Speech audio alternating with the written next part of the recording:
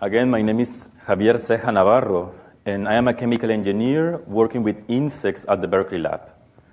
One of the main questions driving my research at the Berkeley lab is, do insects contain the secrets for food and energy production, for a sustainable production of food and energy? To be honest, I didn't really care about insects and about their beauty before. And then everything changed when I came to work at the Berkeley lab with this amazing system. I caught the bug. Okay?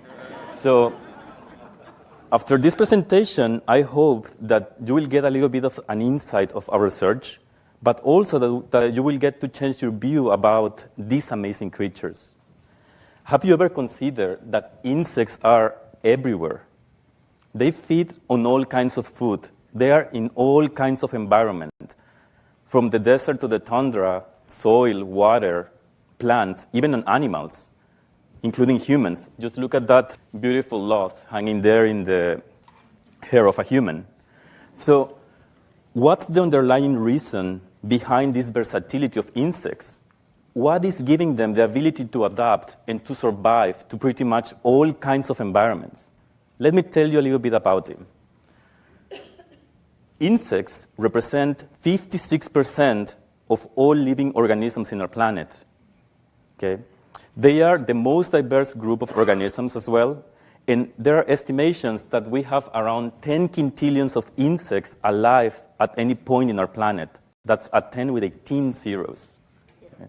So usually when we think about insects, we will think about a pest. Okay? And immediately we will get the image of a roach in our mind. Yeah, some of them are destructive. They can attack crops or even spread diseases. But most insects are harmless. Okay? They can provide a lot more to an environment and to humans, and we forget about that. For example, we can get a lot of natural products from insects, including wax, for example, silk, honey. They are also models for scientific research. We can study genetics or even study animal behavior. They are also agents of pest control and pollinators. In fact, without the activity of these pollinators, many plants would disappear from our planet. And with them, also the animals that depend on them. Also, something important about insects is that they are ancient creatures. Okay? They appeared on our planet 300 million years ago, just 100 million years after plants. And we humans, well, we came here 250,000 years ago. That's nothing. So who do you think, or which multicellular organism do you think has developed better strategies to live in this planet, to interact with the planet? Insects had millions of years to create the strategies to interact with plants, with other microbes. And while doing this, they were able to incorporate some of these microorganisms to the digestive system. There, while giving them this really nice environment in their gut, they will get the benefit of all these microbes and their abilities to transform all kinds of substances. So, could we benefit by studying the perfected biology of insects? Okay. Let me tell you about the systems that we are studying at the Berkeley lab. One of them is soil microcreatures from a soil that has really low content of carbon, nitrogen, and phosphorus is in a form that is not available for plants. Soil microcreatures and other soil animals, they move through the soil, they modify their structure, they allow air to go through the soil, nutrients, and water. But how about the microbes that are associated with these little animals? Could they be also contributing to the cycling of carbon, nitrogen, and making this phosphorus available? My other system is the passerine beetle. This is an amazing creature. Okay? These are subsocial insects. They have no hierarchy. They are all the same. They have really strong family bonds, and they interact by making sounds or chemical signals. Something that is really important about these creatures is that they can degrade wood. They are really good at physically and chemically transforming wood. In less than 1 year, 5 of these little creatures would transform 5 kilograms of wood. So that's a lot of material. And while doing this, they are decomposing the wood, its polymers, including lignin, which is really hard to transform.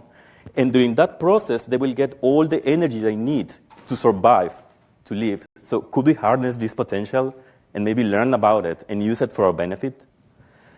My third system is a coffee pest. It's known as the coffee berry borer.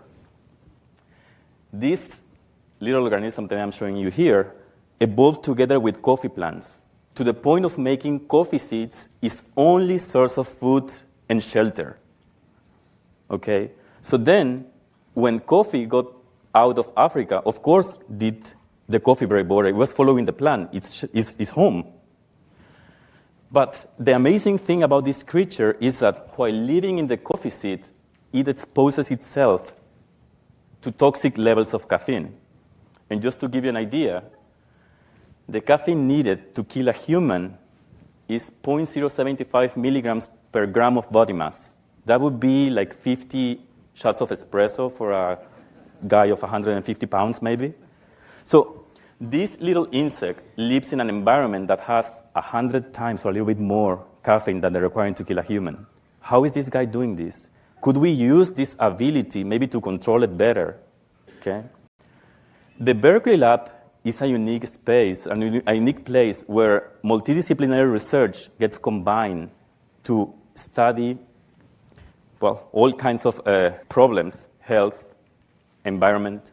And at the Earth Sciences Division and the Ecology Department, we have a set of experts that apply omics approaches, such as DNA sequencing, RNA sequencing, or even the application of different analytical techniques to study the environment, being soil, water, plants, and now also insects and their associated microbes.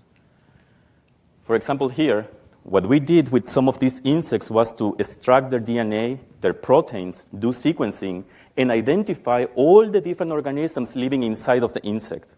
But not only this, we're able also to elucidate the steps that occur in the insect for the transformation of different substances. For example, here, for the passalid beetle, this is an image of what its digestive system would be. Okay? Once the wood enters to the beetle, it will go to the midgut. There, the polymers of wood will get transformed into simple molecules that then go to the anterior hindgut where fermentation occurs. All the energy is then produced. And then you have an extra step for degradation, for whatever went through. Okay? Another thing that we do at the Berkeley lab is to analyze the gut environment, the digestive system. How is this environment? How are these bacteria living in this internal environment? We require this if we want to reproduce this outside of the laboratory. For this, we are using different approaches, as I told you, like microelectrodes to measure the oxygen in the animals, or even CT scanning, like what I have in here. And with this, what we want to do is to understand how the gut is arranged inside of the little creatures. How is this little refinery arranged in the animal? Once we understand this, once we understand the environment, we know what these different organisms are doing inside of the insect, we can try to take them out. Here, for example, you can see several microbiology plates with caffeine, cellulose, and lignin. And the dots that you see in there are bacteria and other organisms that are able to survive using only these substances that maybe we could use later for other approaches or for other applications. Okay, so what have we learned so far? From the soil microanimals, we know that they participate in the recycling of nutrients. So could we use this knowledge to generate new soil management strategies? About the coffee insect, we know that this little creature survives in coffee because of its bacteria. So how about we target that bacteria to change the preference of the insect for the coffee seed, and maybe it moves out a little bit to the fruit, so it doesn't really affect coffee production? Could we use this idea of targeting bacteria to control other agricultural pests? About the passalid beetle, here we have an amazing biorefinery. How about we mimic nature and we learn about the processes, and then we create new approaches to produce energy? Humans, well, we have become really good at reproducing and living longer. And while doing this, we are exploiting our environment without really taking care of doing this with a balance, with sustainability. And this will take us to the point of being unable to provide the resources for future generations. You know, at this point, well, we are able to travel to space, to analyze genomes, to analyze huge amounts of data. How about we start paying attention to our environment, to its creatures? The key for a sustainable existence in this planet may be out there. We just need to learn from nature. Thank you.